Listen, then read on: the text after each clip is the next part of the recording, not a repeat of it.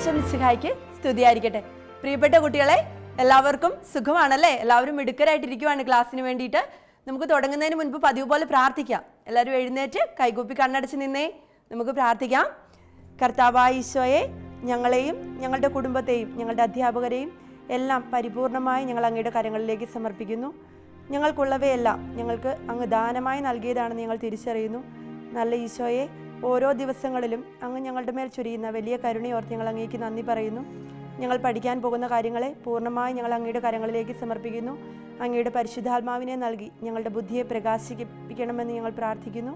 പരിശുദ്ധ അമ്മേ മാതാവേ, അമ്മയുടെ മാധ്യസ്ഥം ഞങ്ങൾ അപേക്ഷിക്കുന്നു. നിത്യം പിതാവും പുത്രനും പരിശുദ്ധാത്മാവുമായി സർവേശ്വര എന്നേക്കും ആമേൻ. ഇരുന്നോളൂ കേട്ടോ. കഴിഞ്ഞ ക്ലാസ്സിൽ നമ്മൾ എന്തിനെക്കുറിച്ചാണ് പഠിച്ചു തുടങ്ങിയത്? എന്തിനെക്കുറിച്ചാണ് പഠിച്ചേ?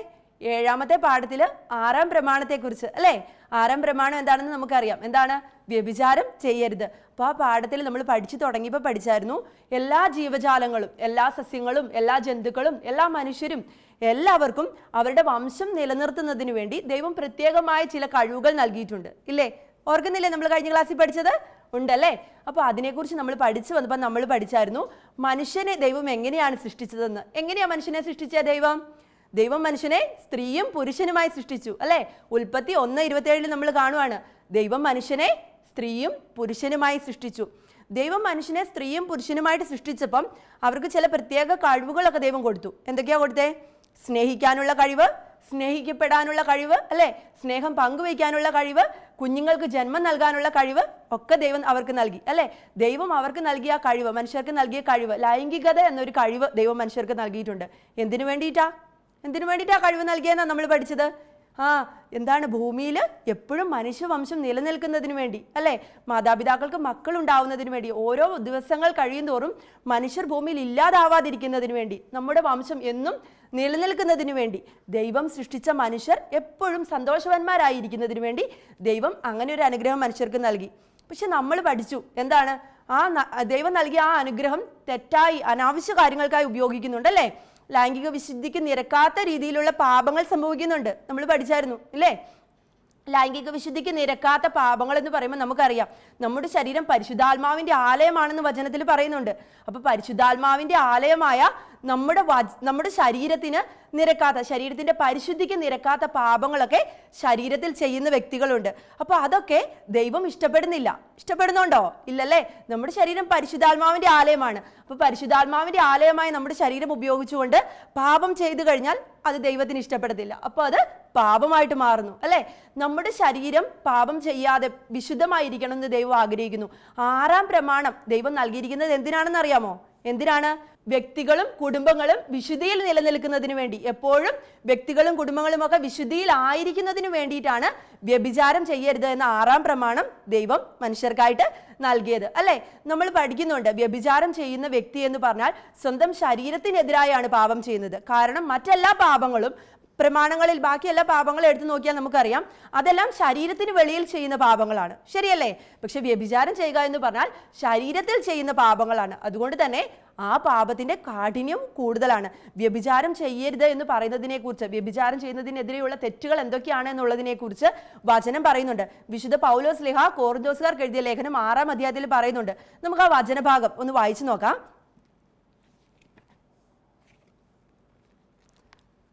വിശുദ്ധ പൗലോസ് ശ്ലീഹ കൊറിന്തോസുകാർക്ക് എഴുതിയ ലേഖനം 6ാം അധ്യായം 18 മുതലുള്ള വാക്യങ്ങൾ.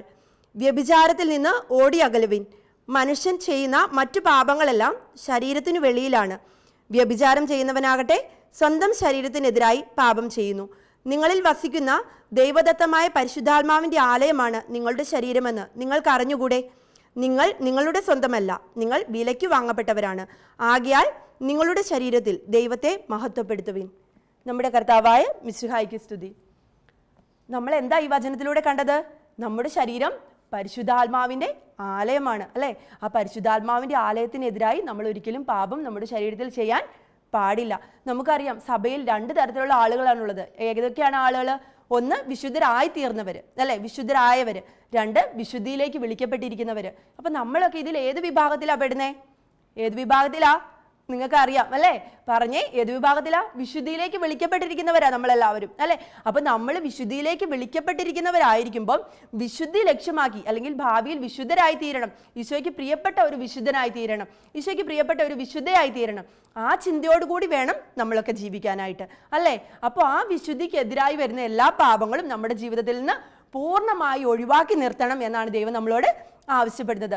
ലൈംഗിക വിശുദ്ധി നിലനിർത്തണമെന്ന് നമ്മൾ പറയുമ്പോൾ കഴിഞ്ഞ ആഴ്ച നമ്മൾ പഠിച്ചു, കഴിഞ്ഞ ക്ലാസ്സിൽ നമ്മൾ പഠിച്ചു ലൈംഗിക വിശുദ്ധി എന്ന് പറഞ്ഞാൽ എന്താണ്. എന്താ ലൈംഗിക വിശുദ്ധി എന്ന് നമ്മൾ പറഞ്ഞേ? ദൈവം തന്നിരിക്കുന്ന ലൈംഗികമായ കഴിവുകളെ ദൈവം ആഗ്രഹിക്കുന്ന രീതിയിൽ പക്വമായി ഉപയോഗിക്കുന്നതാണ് ലൈംഗിക വിശുദ്ധി. എന്താണ്? ദൈവം നൽകിയിരിക്കുന്ന ലൈംഗികമായ കഴിവുകളെ ദൈവം ആഗ്രഹിക്കുന്ന രീതിയിൽ പക്വമായി ഉപയോഗിക്കുന്നതാണ് ലൈംഗിക വിശുദ്ധി. എങ്ങനെയൊക്കെ ലൈംഗിക വിശുദ്ധി പാലിക്കണമെന്നാണ് നമ്മൾ പഠിച്ചത്? എങ്ങനെയൊക്കെ പാലിക്കണമെന്നാ? ചിന്തയിലും വാക്കിലും പ്രവൃത്തിയിലും അല്ലേ? ചിന്തയിലും വാക്കിലും പ്രവൃത്തിയിലും എപ്പോഴും നമ്മൾ ലൈംഗിക വിശുദ്ധി പാലിക്കുന്നവരാവണം. തെറ്റായ കാര്യങ്ങൾ ചിന്തിക്കരുത്, തെറ്റായ കാര്യങ്ങൾ സംസാരിക്കരുത്, തെറ്റായ കാര്യങ്ങൾ പ്രവർത്തിക്കരുത് അല്ലേ? നമ്മുടെ ശരീരം എപ്പോഴും പരിശുദ്ധമായിട്ട് കാത്തു സൂക്ഷിക്കണം. ലൈംഗിക വിശുദ്ധിക്ക് എതിരായ പാപങ്ങളെക്കുറിച്ചാണ് നമ്മളിനി പഠിക്കാൻ പോകുന്നത്. ഏതൊക്കെയാ ലൈംഗിക വിശുദ്ധിക്ക് എതിരായ പാപങ്ങളെന്ന് അറിയാമോ? നിങ്ങൾ കേട്ടിട്ടുണ്ടാവും. സ്വയംഭോഗം, സ്വവർഗഭോഗം, വ്യഭിചാരം, വേശ്യാവൃത്തി, അതുപോലെ ബലാത്സംഗം, ഇതെല്ലാം ലൈംഗിക വിശുദ്ധിക്കെതിരായ പാപങ്ങളാണ്. അതായത് ഇത്തരത്തിലുള്ള പാപങ്ങളെല്ലാം ചെയ്യുന്ന വ്യക്തി സ്വന്തം ശരീരത്തിലാണ് പാപം ചെയ്യുന്നത്. അതുകൊണ്ട് തന്നെ നമ്മൾ മുമ്പ് പറഞ്ഞതുപോലെ പാപത്തിന്റെ കാഠിന്യവും വളരെ വലുതാണ്. സ്വന്തം ശരീരം പരിശുദ്ധാത്മാവിന്റെ ആലയമാണെന്ന് തിരിച്ചറിയാതെ ഇങ്ങനെയുള്ള വ്യക്തികൾ എങ്ങനെയാണ് ചെയ്യുന്നത്? ഇതൊക്കെ ചെയ്യുന്നവര് എന്താണ്? എൻ്റെ ശരീരം പരിശുദ്ധാത്മാവിന്റെ ആലയമാണെന്ന് തിരിച്ചറിയുന്നില്ല, എന്നിട്ടോ എന്താണ്? സ്വന്തം ശരീരത്തിന്റെ സുഖങ്ങൾക്ക് വേണ്ടി മാത്രം ജീവിക്കുകയാണ് അല്ലേ? അങ്ങനെയുള്ളവർ നമ്മുടെ സമൂഹത്തിൽ ഒരുപാട് പേരുണ്ട്. സ്വന്തം ശരീരത്തിൽ സുഖങ്ങൾ കണ്ടെത്തുന്നവരും മറ്റു ജീവിതാവസ്ഥകളിലുള്ള മറ്റു പലരോടുമായിട്ടും ശാരീരികവും മാനസികവുമായ പലതരത്തിലുള്ള അടുപ്പങ്ങൾ സൂക്ഷിച്ചും ഒരിക്കലും ദൈവത്തിന്റെ വചനത്തെ പിൻചൊല്ലാൻ അവർ തയ്യാറാവുന്നില്ല. ദൈവത്തെക്കുറിച്ച് ചിന്തിക്കാനോ ദൈവത്തിന്റെ വചനങ്ങൾ അനുസരിക്കാനോ അങ്ങനെയുള്ളവർ തയ്യാറാവുന്നില്ല അല്ലേ? ഇതൊക്കെ മാത്രമാണോ? അപ്പൊ ഇപ്പൊ നമ്മൾ ഈ പറഞ്ഞ കാര്യങ്ങൾ മാത്രമാണോ ലൈംഗിക വിശുദ്ധിക്കെതിരായ പാപങ്ങൾ? വേറെ ഉണ്ട് കേട്ടോ പാപങ്ങൾ. നമ്മൾ അറിയാതെയൊക്കെ വന്നു പോകുന്ന ചില പാപങ്ങളൊക്കെ ഉണ്ട്. എന്താണെന്ന് അറിയാമോ? അറിയാതെ എന്ന് പറഞ്ഞാൽ അറിഞ്ഞുകൊണ്ട് തന്നെ ആയിരിക്കും. ഒരു പക്ഷേ ഈ പാപത്തിലേക്ക് വീഴുന്നവർ കൂടുതലും അറിഞ്ഞുകൊണ്ട് തന്നെ ആയിരിക്കും. എന്നാലും അത് എന്തൊക്കെയാണെന്ന് നമ്മൾ മനസ്സിലാക്കിയിരിക്കേണ്ടതുണ്ട്. എന്തൊക്കെയാണ്? ടീച്ചർ പറഞ്ഞുതരാം. എന്താണെന്ന് വെച്ചാൽ ആസക്തിയോടുകൂടി, അതായത് തെറ്റായ ചിന്ത, ഒന്നാമത്തെ കാര്യം അതാണ്. തെറ്റായ ചിന്ത മനസ്സിൽ വെച്ചുകൊണ്ട് ആസക്തിയോടുകൂടി മറ്റൊരാളെ നോക്കുന്നത്. അതായത് മനസ്സിൽ, അതായത് ആ വ്യക്തിയോട് അമിതമായ ശാരീരികമായും മാനസികമായും അടുപ്പം ഉണ്ടായിരിക്കണമെന്നില്ല, ഇല്ലാതെ തന്നെ ആസക്തിയോടുകൂടി മറ്റൊരാളെ നോക്കുന്നത്, അത് ലൈംഗിക വിശുദ്ധിക്കെതിരായ പാപമാണ്. പിന്നെ രണ്ടാമതൊരു കാര്യം കൂടിയുണ്ട്. നമുക്കറിയാം, അശ്ലീലം, തെറ്റായ രീതിയിലുള്ള വായനകൾ, ചിത്രങ്ങൾ, അനാവശ്യമായി പാപചിന്തയ്ക്ക് കാരണമാവുന്ന ചിത്രങ്ങളൊക്കെ ഉണ്ട് അല്ലേ? അതുപോലെ പാപചിന്തയ്ക്ക് കാരണമായി തീരുന്ന പുസ്തകങ്ങളൊക്കെ ഉണ്ട്. അങ്ങനെയുള്ള പുസ്തകങ്ങളും പുസ്തകങ്ങൾ വായിച്ചും ചിത്രങ്ങൾ കണ്ടുമൊക്കെ പാപത്തെക്കുറിച്ച് എപ്പോഴും ചിന്തയിലായിരിക്കുന്നത്. പിന്നെയുണ്ട് എന്താണെന്ന് അറിയാമോ? നമ്മുടെ സംസാരം, നമ്മുടെ ആംഗ്യം, നമ്മുടെ ചിരി, നമ്മുടെ പ്രവർത്തനങ്ങൾ, നമ്മുടെ ചില തരത്തിലുള്ള ചില ചേഷ്ടകൾ, ഇതൊക്കെ മൂലം മറ്റൊരാൾക്ക് പാപചിന്ത ഉണ്ടാവുന്നത്. നമ്മുടെ സംസാരം, നമ്മുടെ ചിരി, നമ്മുടെ ചില പ്രവർത്തനങ്ങൾ, നമ്മളായി ക്രിയേറ്റ് ചെയ്യുന്ന, നമ്മളായി ഉണ്ടാക്കിയെടുക്കുന്ന നമ്മുടെ ചില സ്വാഭാവികമായുള്ള പ്രവർത്തനങ്ങളും സ്വാഭാവികമായുള്ള സംസാരങ്ങളും ഒന്നും അതിൽ പെടില്ല. നമ്മളായി കൃത്രിമമായി ഉണ്ടാക്കിയെടുക്കുന്ന, മറ്റൊരാൾക്ക് ബുദ്ധിമുട്ടുണ്ടാക്കുന്ന രീതിയിൽ നമ്മൾ സ്വന്തമായി ഉണ്ടാക്കിയെടുക്കുന്ന നമ്മുടെ ചില പ്രവർത്തനങ്ങൾ, അത് മറ്റൊരാൾക്ക് പാപഹേതുവാകുന്നുവെങ്കിൽ, നമ്മളുടെ കൂടെയുള്ള ഒരാൾക്ക് അല്ലെങ്കിൽ നമ്മൾ പരിചയപ്പെടുന്ന ഒരാൾക്ക് പാപകാരണമാകുന്നുണ്ടെങ്കിൽ അതും ലൈംഗിക വിശുദ്ധിക്കെതിരായ പാപമാണ്.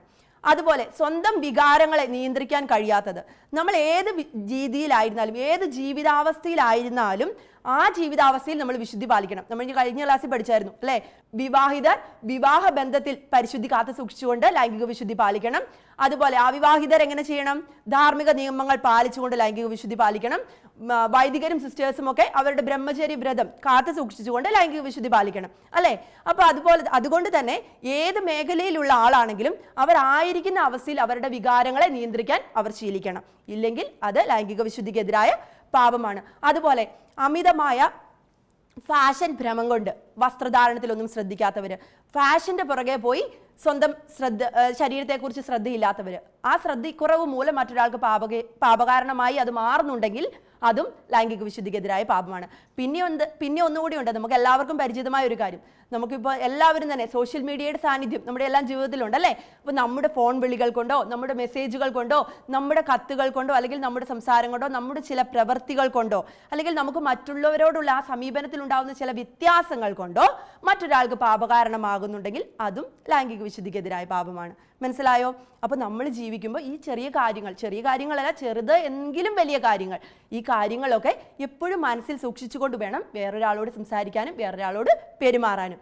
ഇനി നമ്മൾ പഠിക്കാൻ പോവുകയാണ്. അപ്പോൾ നമ്മൾ എപ്പോഴും പറഞ്ഞു ലൈംഗിക വിശുദ്ധി ഉള്ളവരായിട്ട് നമ്മൾ ജീവിക്കണം, ലൈംഗിക വിശുദ്ധി ഉള്ളവരായിട്ട് ജീവിക്കണമെന്നാണ്, അല്ലെങ്കിൽ ലൈംഗിക വിശുദ്ധി നിലനിർത്തിക്കൊണ്ട് ജീവിക്കുന്നവരായി തീരണമെന്നാണ് ദൈവം ആഗ്രഹിക്കുന്നത് എന്നൊക്കെ നമ്മൾ പറഞ്ഞു ഇല്ലേ?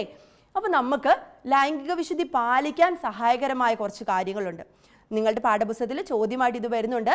അത് നന്നായിട്ട് പഠിച്ചിരിക്കണം, നന്നായിട്ട് പഠിക്കണം, നോട്ട്ബുക്കിലൊക്കെ എഴുതണം കേട്ടോ. ലൈംഗിക വിശുദ്ധി പാലിക്കാൻ സഹായകരമായ കാര്യങ്ങൾ. ഒന്നാമത്തെ കാര്യം എന്താണെന്ന് വെച്ചാൽ അശ്ലീല സംസാരങ്ങളും പ്രവർത്തനങ്ങളുമുള്ള സുഹൃത്തുക്കളെ ഒഴിവാക്കുക. പറയുമ്പോൾ തന്നെ നിങ്ങൾക്ക് അറിയാൻ പറ്റും അല്ലേ? നമ്മുടെ ജീവിതത്തിൽ, നമ്മുടെ ഓരോരുത്തരുടെയും ജീവിതത്തിൽ, പ്രത്യേകിച്ച് കുട്ടികളായ നിങ്ങളുടെ ഓരോരുത്തരുടെയും ജീവിതത്തിൽ വളരെയധികം സ്വാധീനം ചെലുത്തുന്നവരാണ് സുഹൃത്തുക്കൾ എന്ന് പറഞ്ഞാൽ, കൂട്ടുകാർ അല്ലേ? നല്ല കൂട്ടുകാരാണ് നമ്മുടേതെങ്കിൽ അവരുടെ സ്വഭാവം തീർച്ചയായും നമ്മുടെ ജീവിതത്തിലേക്ക് നമുക്ക് പകർത്താനായിട്ട് സാധിക്കും. പക്ഷെ ചീത്ത കൂട്ടുകെട്ടിൽ വീണു പോയാൽ അവരുടെ ചീത്ത സ്വഭാവങ്ങൾ, അവരുടെ ചീത്ത സംസാരങ്ങൾ, ചീത്ത പ്രവർത്തനങ്ങൾ, അവരുടെ ചില തെറ്റായ രീതിയിലുള്ള പോക്കുകൾ ഒക്കെ നമ്മുടെ ജീവിതത്തിലേക്കും വരാൻ സാധ്യതയുണ്ട്. അതുകൊണ്ട് ഒരു കാരണവശാലും ചീത്ത കൂട്ടുകാരാണ് അല്ലെങ്കിൽ പാപത്തിന്റെ വഴിയെ സഞ്ചരിക്കുന്ന കൂട്ടുകാരാണെന്ന് തിരിച്ചറിഞ്ഞാൽ അപ്പോൾ തന്നെ ആ കൂട്ടുകാരെ വേണ്ടെന്ന് വെച്ചേക്കുക. അശ്ലീല സംസാരവും പ്രവർത്തനങ്ങളുമുള്ള സുഹൃത്തുക്കളെ ഒഴിവാക്കുക, പൂർണ്ണമായും ഒഴിവാക്കുക. പിന്നെ എന്താണ്? അശ്ലീലകരമായ ചിത്രങ്ങൾ, ചില നമ്മൾ മുമ്പ് പറഞ്ഞതുപോലെ ചില പ്രസിദ്ധീകരണങ്ങൾ, ചില മാസികകൾ, ചില പ്രസിദ്ധീകരണങ്ങൾ, ചില ചിത്രങ്ങൾ, അങ്ങനെയുള്ളത് കിട്ടിയാലും വായിക്കാനായിട്ട് കൂട്ടുകാരോ ആരെങ്കിലും തന്നാൽ പോലും അത് വായിക്കുകയൊന്നും ചെയ്യരുത്. അത് എൻ്റെ ലൈംഗിക വിശുദ്ധിക്ക് എതിരായ പാപമാണെന്ന് തിരിച്ചറിവുണ്ടായിരിക്കണം. അതുകൊണ്ട് അനാവശ്യമായ പ്രസിദ്ധീകരണങ്ങളൊന്നും ഒരിക്കലും വായിക്കരുത്. അനാവശ്യമായ ചിത്രങ്ങൾ കണ്ടു കഴിഞ്ഞാൽ അത് നോക്കി അതിൽ ആനന്ദം കണ്ടെത്താനായി ശ്രമിക്കുകയൊന്നും ചെയ്യരുത്. അശ്ലീല പ്രസിദ്ധീകരണങ്ങളും ചിത്രങ്ങളും പൂർണ്ണമായി ഒഴിവാക്കുക. മൂന്നാമത്തെ കാര്യം എന്താണ്? അശ്ലീലം എന്ന് നമുക്ക് പറയാൻ പറ്റുന്ന രീതിയിലുള്ള ചാനലുകൾ, വെബ്സൈറ്റുകൾ, സിനിമകൾ ഒക്കെ ഇപ്പോൾ നിലവിലുണ്ട് അല്ലേ?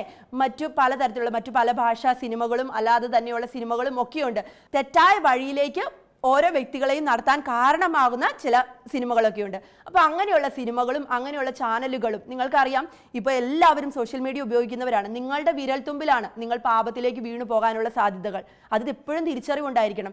നിങ്ങൾക്ക് ഫോൺ കയ്യിൽ കിട്ടുമ്പോഴും TV കയ്യിൽ കിട്ടുമ്പോഴും നിങ്ങളെ പഠിക്കാനായിട്ട് സോഷ്യൽ മീഡിയ നിങ്ങൾ ഉപയോഗിക്കുമ്പോഴും അതിൽ നിന്ന് വഴുതി മാറി പാപചിന്തയിലേക്ക് കടന്നു പോകാനുള്ള സാഹചര്യങ്ങൾ നിങ്ങളുടെ ജീവിതത്തിൽ ഒരുപാട് വന്നു ചേരും. അപ്പോൾ ആ ഒരു തിരിച്ചറിവ് എപ്പോഴും ഉണ്ടായിരിക്കണം.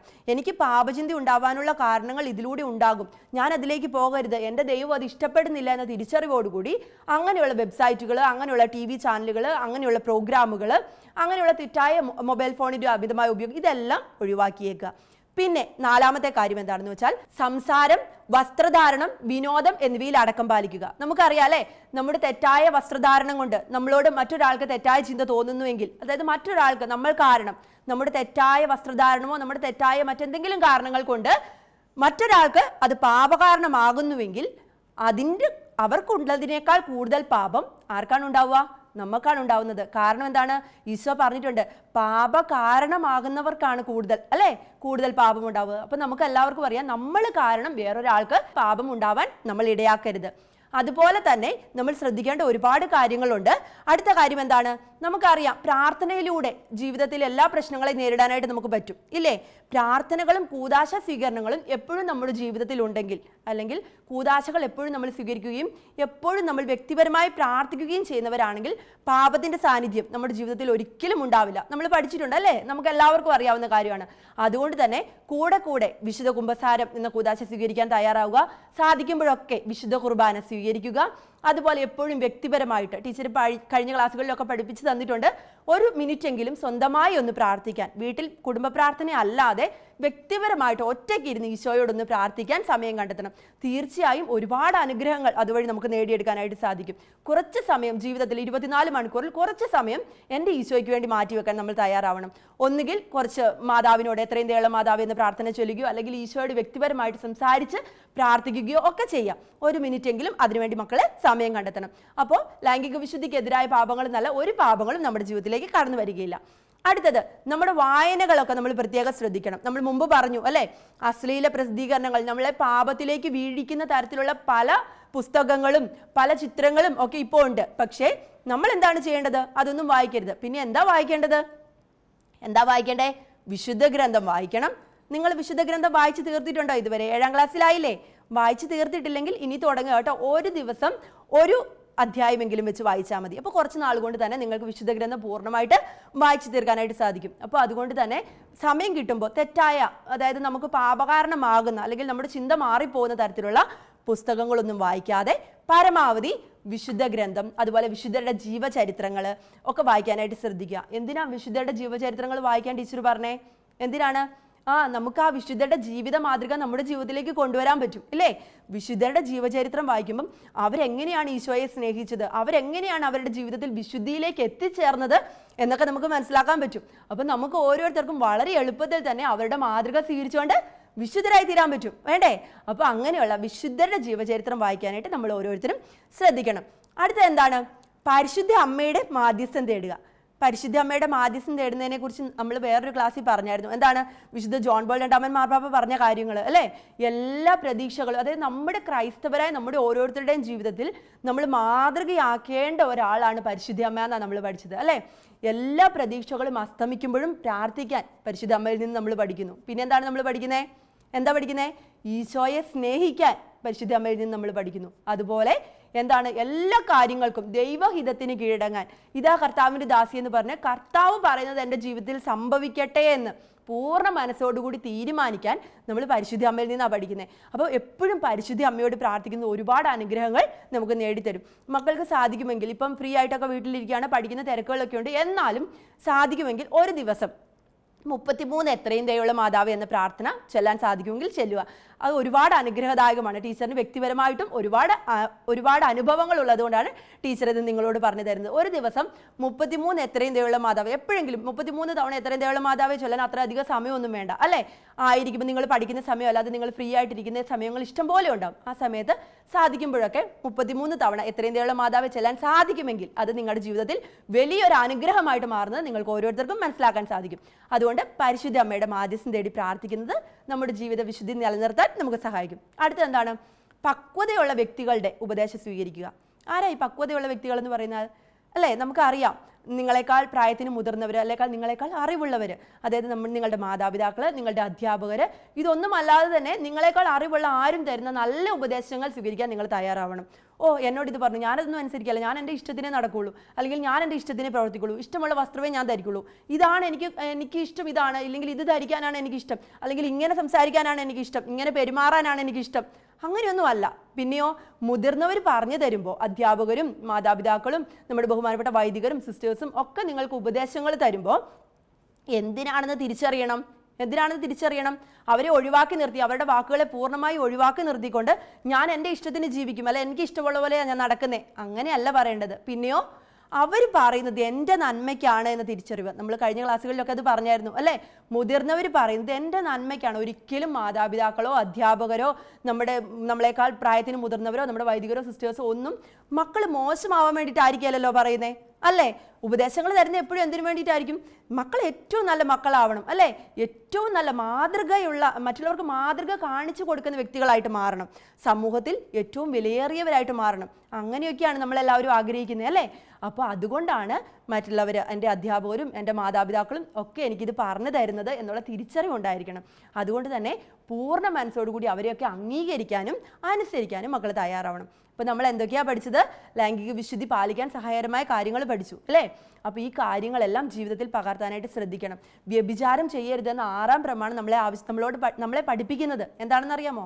എന്താ നമ്മളെ പഠിപ്പിക്കുന്നത്? അതായത് ഒരു മനുഷ്യനും ലൈംഗികമായി ഉപയോഗിക്കപ്പെടേണ്ട ഒരു വസ്തുവല്ല. പിന്നെയോ ആരാണ്? മനുഷ്യനെന്ന് പറഞ്ഞാൽ ദൈവ സൃഷ്ടിയാണല്ലേ? ദൈവം എങ്ങനെയാണ് നമ്മളെ ഓരോരുത്തരെയും സൃഷ്ടിച്ചേ? തൻ്റെ ഛായയിലും സാദൃശ്യത്തിലും അല്ലേ? ദൈവം തൻ്റെ ഛായയിലും സാദൃശ്യത്തിലും നമ്മളെ ഓരോരുത്തരെയും സൃഷ്ടിച്ചത് ലൈംഗികമായോ മറ്റു കാര്യങ്ങൾക്കോ ഉപയോഗിക്കപ്പെടാൻ വേണ്ടിയല്ല. ദൈവം ആ ലൈംഗികമായ കഴിവുകൾ നൽകിയിരിക്കുന്നത് എന്തിനു വേണ്ടിയിട്ടാ? നമ്മൾ പഠിച്ചു അല്ലേ? ഈ ഭൂമിയിൽ ദൈവം നൽകിയിരിക്കുന്ന ഈ വംശം നിലനിൽക്കുന്നതിന് വേണ്ടി അല്ലേ? സ്നേഹിക്കാനും സ്നേഹിക്കപ്പെടാനും വേണ്ടി. അതൊരിക്കലും ദുരുപയോഗം ചെയ്യാൻ പാടില്ല. അതുകൊണ്ട് തന്നെ നമ്മൾ ഓരോരുത്തരും നമ്മൾ മാത്രമല്ല, നമ്മളും നമുക്ക് ചുറ്റുമുള്ള എല്ലാവരും, നമ്മൾ പരിചയപ്പെടുന്നതും പരിചയപ്പെടാത്തതുമായ എല്ലാ വ്യക്തികളും ഉപയോഗിക്കപ്പെടേണ്ട ഒരു ലൈംഗിക വസ്തുവല്ല, മറിച്ച് ദൈവത്തിൻ്റെ ദാനമാണ്, ദൈവത്തിൻ്റെ സൃഷ്ടിയാണ്. ഞങ്ങൾ ഓരോരുത്തരും പരിശുദ്ധാത്മാവിൻ്റെ ആലയമാണ് എന്ന തിരിച്ചറിവ് നമുക്ക് ഓരോരുത്തർക്കും ഉണ്ടായിരിക്കണം. അപ്പോൾ നമ്മൾ എന്തൊക്കെയാണ് പഠിച്ചേ? ഒന്ന് ആലോചിച്ച് നോക്കിക്കേ. ആദ്യം മുതൽ യൂണിറ്റ് തുടങ്ങിയപ്പോൾ മുതൽ, പാഠം തുടങ്ങിയപ്പോൾ മുതൽ എന്താ പഠിച്ചേ? ലൈംഗിക വിശുദ്ധി എന്ന് പറഞ്ഞാൽ എന്താന്ന് പഠിച്ചു ഇല്ലേ? എന്താ ലൈംഗിക വിശുദ്ധി എന്ന് പറഞ്ഞാൽ? എന്താ പഠിച്ചേ? ദൈവം തന്നിരിക്കുന്ന ലൈംഗികമായ കഴിവുകളെ അവിടുന്ന് ആഗ്രഹിക്കുന്ന രീതിയിൽ പക്വമായി ഉപയോഗിക്കുന്നതാണ് ലൈംഗിക വിശുദ്ധി. പിന്നെ എന്ത് പഠിച്ചു? നമ്മുടെ ശരീരം പരിശുദ്ധാത്മാവിൻ്റെ ആലയമാണെന്ന് പഠിച്ചു അല്ലേ? അപ്പോൾ പരിശുദ്ധാത്മാവിൻ്റെ ആലയമാവുമ്പോൾ നമ്മൾ പരിശുദ്ധാത്മാവ് എൻ്റെ ഉള്ളിലുണ്ട്, പരിശുദ്ധാത്മാവ് നിറഞ്ഞവരാണ് ഞങ്ങൾ ഓരോരുത്തരും എന്ന തിരിച്ചറിവ് നമുക്ക് ഓരോരുത്തർക്കും ഉണ്ടായിരിക്കണം. അപ്പോൾ പരിശുദ്ധാത്മാവിനെ ജീവിതത്തിൽ സ്വീകരിച്ചുകൊണ്ട് ഓരോ ദിവസങ്ങളും കടന്നു പോകാനായിട്ട് നമ്മൾ ശ്രദ്ധിക്കണം. പിന്നെ എന്താണ്? ലൈംഗിക വിശുദ്ധിക്ക് നിരക്കാത്ത പാപങ്ങൾ എന്തൊക്കെയാണെന്ന് നമ്മൾ പഠിച്ചു അല്ലേ? അതായത് നമ്മുടെ നോട്ടം കൊണ്ടോ, നമ്മുടെ സംസാരം കൊണ്ടോ, നമ്മുടെ വസ്ത്രധാരണം കൊണ്ടോ, നമ്മുടെ പെരുമാറ്റം കൊണ്ടോ, നമ്മുടെ ഫോൺ വിളി കൊണ്ടോ, നമ്മുടെ മെസ്സേജ് കൊണ്ടോ ഒന്നും മറ്റൊരാൾക്ക് പാപചിന്ത ഉണ്ടാവാൻ പാടില്ല. അത് ലൈംഗിക വിശുദ്ധിക്കെതിരായ പാപമാണ്. അതായത് നമ്മൾ കാരണമാവരുത്. ഇപ്പം നമ്മൾ കാരണമല്ലാതെ മറ്റൊരാൾക്ക് തെറ്റായ ചിന്താഗതികൾ ഉണ്ടായാൽ നമുക്ക് പാപമില്ല അല്ലേ? പക്ഷെ മറ്റൊരാൾക്ക് തെറ്റായ ചിന്താഗതികൾ ഉണ്ടാവുകയും അതിന് നമ്മൾ കാരണക്കാരാവുകയും ചെയ്താൽ അവിടെ നമ്മൾ ലൈംഗിക വിശുദ്ധിക്ക് നിരക്കാത്ത പാപം ചെയ്യുന്ന വ്യക്തികളായി മാറി. അതുകൊണ്ട് തന്നെ നമ്മുടെ സംസാരവും പെരുമാറ്റവും വസ്ത്രധാരണവും എല്ലാം മക്കൾ ഓരോ ദിവസവും ശ്രദ്ധിക്കണം.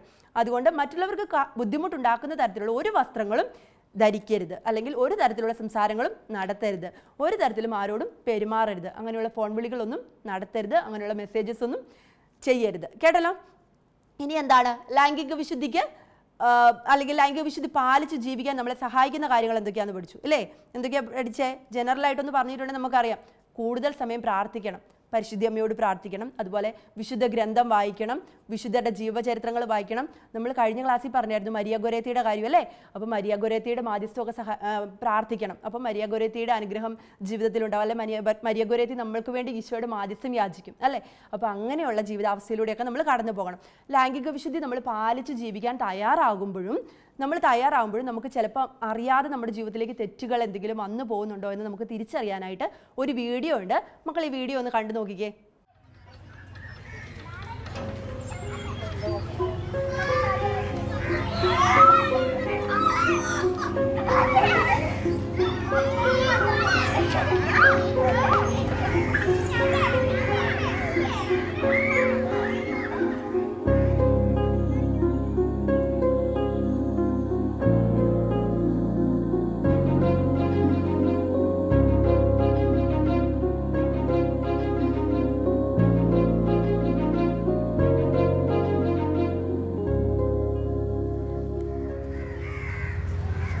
നിങ്ങൾക്ക് എല്ലാവർക്കും എൻ്റെ പേരറിയാവോ?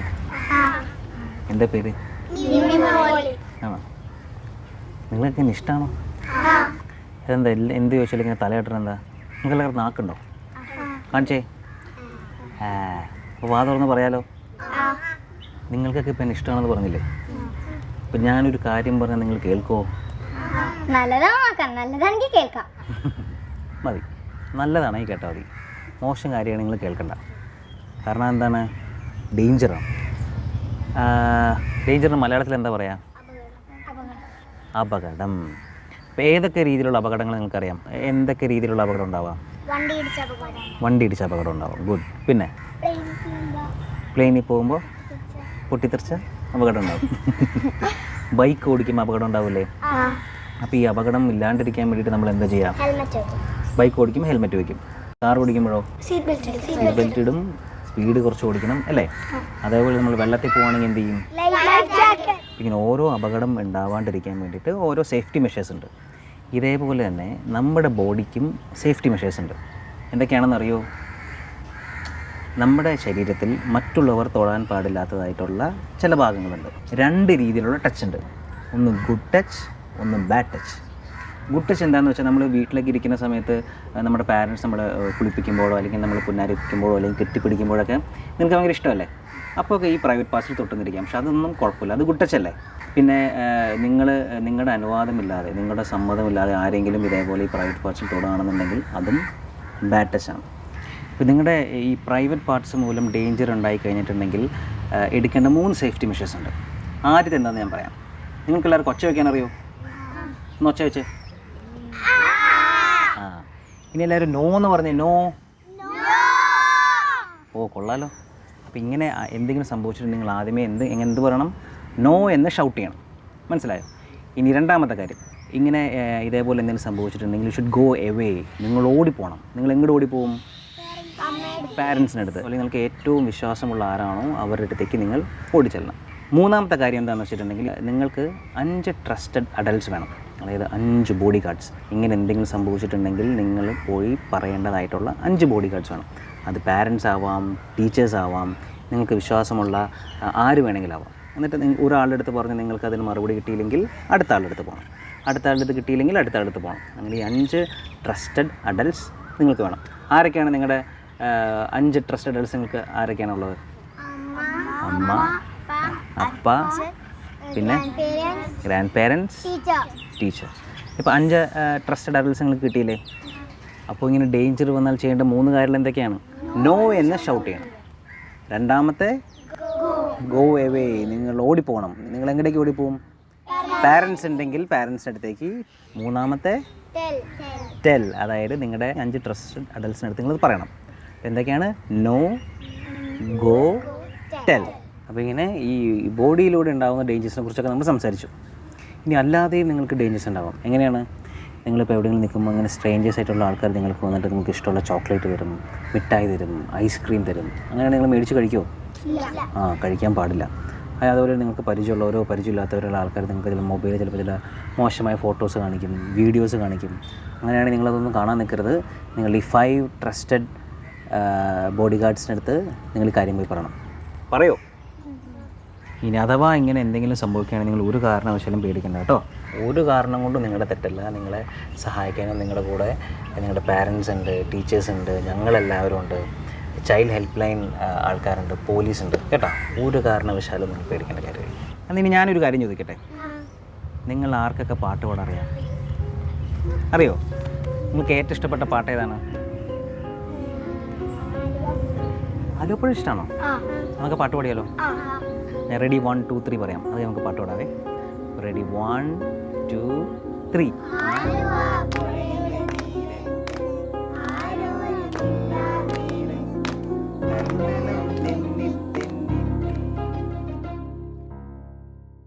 കണ്ടോ ഈ വീഡിയോ? എന്താ ഈ വീഡിയോയിൽ നമ്മൾ കണ്ടത്? എന്താണ് ലൈംഗിക വിശുദ്ധി പാലിച്ച് ജീവിക്കുമ്പോൾ എന്തൊക്കെ കാര്യങ്ങൾ, അല്ലെങ്കിൽ എങ്ങനെയൊക്കെയാണ് അത് നമ്മുടെ ജീവിതത്തിൽ ശ്രദ്ധിക്കേണ്ടത് എന്നുള്ള കാര്യങ്ങൾ. അതുകൊണ്ട് എപ്പോഴും മക്കൾ ശ്രദ്ധയുള്ളവരായിരിക്കണം. വേണ്ടേ? ഈ പാഠഭാഗത്തിലെ ചോദ്യത്തിൻ്റെ ഉത്തരങ്ങളെല്ലാം നോട്ട്ബുക്കിൽ എഴുതണം, എന്നിട്ട് ഇത് ടീച്ചറിനെ അയച്ചു കൊടുക്കണം. നമ്മളിപ്പോൾ ഈ വീഡിയോയിൽ കണ്ടതുപോലെ എപ്പോഴും ശ്രദ്ധയുള്ളവരായിരിക്കണം. നമ്മുടെ ശരീരത്തെക്കുറിച്ച് മറ്റുള്ളവർ നമ്മളോട് സംസാരിക്കുകയോ ഇടപഴകുകയൊക്കെ ചെയ്യുമ്പം നമ്മുടെ ശരീരത്തെക്കുറിച്ച് എപ്പോഴും ശ്രദ്ധയുള്ളവരായിരിക്കണം. വേണ്ടേ? അപ്പം നോട്ട്ബുക്കിൽ ചോദ്യത്തിൻ്റെ ഉത്തരങ്ങളെല്ലാം എഴുതുക, പാഠഭാഗങ്ങളെല്ലാം നന്നായിട്ട് പഠിക്കുക, പഠിച്ച കാര്യങ്ങളൊക്കെ ജീവിതത്തിൽ പകർത്തുക. നമുക്ക് പ്രാർത്ഥിക്കാം. എല്ലാവരും ഒന്ന് എഴുന്നേറ്റ് നിന്നേ, കൈകൂപ്പി കണ്ണടച്ച് പിടിച്ച് നിൽക്കണം കേട്ടോ. നമുക്ക് പ്രാർത്ഥിക്കാം. കർത്താവായ ഈശോയെ, ഞങ്ങളുടെ ഓരോരുത്തരുടെയും ശരീരം വിശുദ്ധമായി കാത്തു സൂക്ഷിക്കേണ്ടതാണെന്ന് ഞങ്ങളെ പഠിപ്പിച്ചു തന്ന വലിയ കൃപയോർത്ത് ഞങ്ങൾ നന്ദി പറയുന്നു. ഞങ്ങളുടെ ശരീരവും ഞങ്ങളുടെ ചുറ്റുമുള്ള എല്ലാ വ്യക്തികളെയും പരിശുദ്ധമായി കാണാനും അവരോരോരുത്തരും പരിശുദ്ധാത്മാവിൻ്റെ ആലയമാണെന്ന് തിരിച്ചറിവുണ്ടാകാനും ഞങ്ങളെ ഓരോരുത്തരെയും സഹായിക്കണമേ. വിശുദ്ധരായ മക്കളായി തീരുവാനും സമൂഹത്തിന് മാതൃകയായി തീരുവാനും ഞങ്ങളെ ഓരോരുത്തരെയും സഹായിക്കണമേ. നിത്യം പിതാവും പുത്രനും പരിശുദ്ധാത്മാവുമായ സർവേശ്വരൻ എന്നേക്കും ആമേൻ. ഈശോ മിശിഹായ്ക്ക് സ്തുതിയായിരിക്കട്ടെ.